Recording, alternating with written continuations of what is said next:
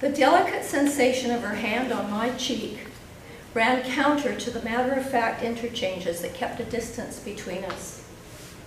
My mother was in the bedroom to see if I and my sister were asleep. Looking down at her sleeping children, she might adjust the covers and then tenderly touch my cheek. A fleeting moment of caring. One night she stopped herself amid the reach because she caught me awake. "How did you know?" I said. "Well, a person who is asleep breathes in a slower rhythm," she replied. So I began to practice my slow breaths and turn my cheek to the door so that because I would do anything for the touch, to feel the connection and the tenderness from her. The lives of women changed significantly in the few years after the war. My mother, for example, left her nursing job to take her place as a wife, mother, and homemaker. My father, newly graduated from university, had taken up his place as the family earner. But the onus was on the women to have houses that were neat and tidy, some of you will relate, as well as have children who were well turned out and well behaved. I recall the time when I cut my sister's hair, trimming the bangs down to barely a fringe, which upon seeing my mother announced, "And now we won't be able to go to church for 2 weeks." You remember? I was a puzzle for my mom. I guess as an energetic girl who didn't always fit the mold. But she was also a puzzle for me, because as much as I tried, I could never quite please her. And when she looked at me, it was kind of like a scrutineer. "Are you really going to wear that? I think you look better with your hair up." I think the day at the school field day sums up the nature of the disconnect that I had to learn to live with. My parents had come to watch me run races in our school yard. It was a sunny day and we were set to go. I won the first race. Hurrah! Feeling quite pleased with myself, I ran over to my folks to bathe in the happy faces that mean more than the ribbon actually when you're 10. But my mother had her face turned down the field. "Would you just look at that girl over there? She's feeling so bad. That's the one who came in second, and she tried so hard." She had often said to me things like, "Come too easily for me," as if this was a bad thing. In the second race, I came in second. No, not on purpose. And was this going to have a better outcome for me?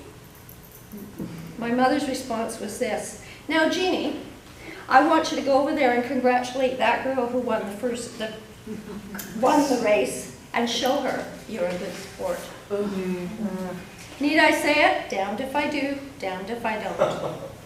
And so it went. I had to be a good sport through a lot of stuff. Not getting my mom's approval, I had to learn to find my own, and that's a good thing. But during difficult times, the longing for the mother rode with me.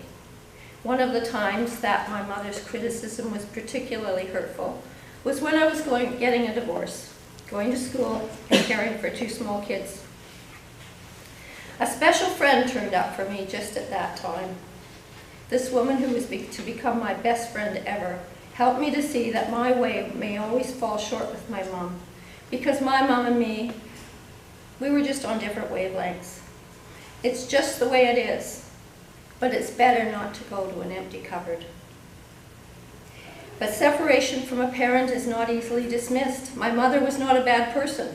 We did have commonalities, such as choosing a nursing career. We just couldn't find common ground.